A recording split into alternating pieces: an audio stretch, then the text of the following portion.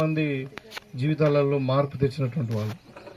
So ముఖ్యంగా ఇవాళ బాబాసాహెబ్ అంబేద్కర్ గారు రాసినటువంటి రాజ్యాంగం అది అంటే ఎంత గొప్పదంటే ఇప్పుడు భారతదేశం అంటేనే విభిన్న మతాలు, విభిన్న కులాలు. మన ఈశాన్య రాష్ట్రాల్లో ఒక తీరు ఉంటుంది, మహారాష్ట్రలో ఒక కల్చర్ ఉంటుంది, కాశ్మీర్లో ఒక కల్చర్ ఉంటుంది, మనకు పాండిచ్చేరి మద్రాసులో ఒక కల్చర్ ఉంటుంది. అంటే ఇంత డైవర్సిటీ ఉన్నటువంటి దేశం అసలు ఈ ప్రపంచంలో ఎక్కడ లేదు. ఇప్పుడు అమెరికా ఉందనుకోండి, మీరు పైన చికాగో నుండి కిందికి టెక్సాస్ దాకా ఒకటే కల్చర్ ఉంటుంది, ఒకటే భాష ఉంటుంది. కానీ ఇక్కడ అట్లా కాదు. నా దేశానికి ఎన్నో రకమైన భాషలు, ఎన్నో రకమైన సంస్కృతులు, ఎన్నో రకమైన కులాలు, మతాలు ఇవన్నీ ఉన్నటువంటి సందర్భంలో మరి ఇంత పెద్ద దేశానికి, ఇంత వైరుధ్యం ఉన్నటువంటి దేశానికి రాజ్యాంగాన్ని రచించడం అంటే మామూలు విషయం కాదు. ఇవాళ ఎందుకు అది గొప్పగా అయిందంటే ఇలా 75 సంవత్సరాలు అయింది మనకు రాజ్యాంగం అమల్లోకి వచ్చి.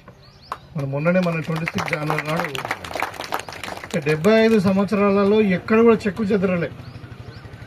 దానికి కొన్ని అమెండ్మెంట్ చేసిండొచ్చు, కొన్ని మార్పులు చేసుకునవచ్చు కొన్ని చట్టాలలో, కానీ బేసిక్గా రాజ్యాంగం అనేది మార్పు అనేది ఎక్కడ జరగలేదు. అంటే అంత గొప్ప రాజ్యాంగం 75 ఏళ్ల కింద రచించినటువంటి రాజ్యాంగం ఇవాళ మన భారతదేశంలోనే కాదు, ఇంత విభిన్న సంస్కృతులు ఉన్న భారతదేశంలోనే కాదు, ఇవాళ ప్రపంచమంతా కూడా మన వైపు చూస్తున్నారు. ఇవాళ మన బిగ్గెస్ట్ డెమోక్రసీ.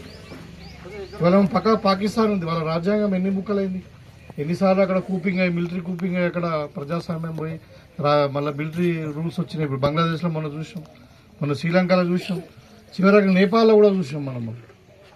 అంటే ఇక్కడ కాలేదు, మరి అక్కడ ఎందుకు కాలేదు? ఇంత వైరుధ్యాలు ఉన్నా కానీ ఇంత భిన్నత్వంలో ఏకత్వం ఎందుకు వచ్చింది అంటే బికాజ్ ఆఫ్ రాజ్యాంగం.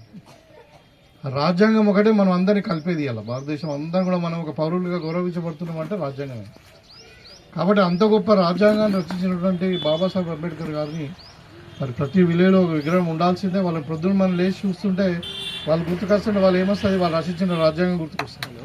వాళ్ళు ఏమన్నారు, జ్యోతిబా పూలే కూడా ఏమన్నారు,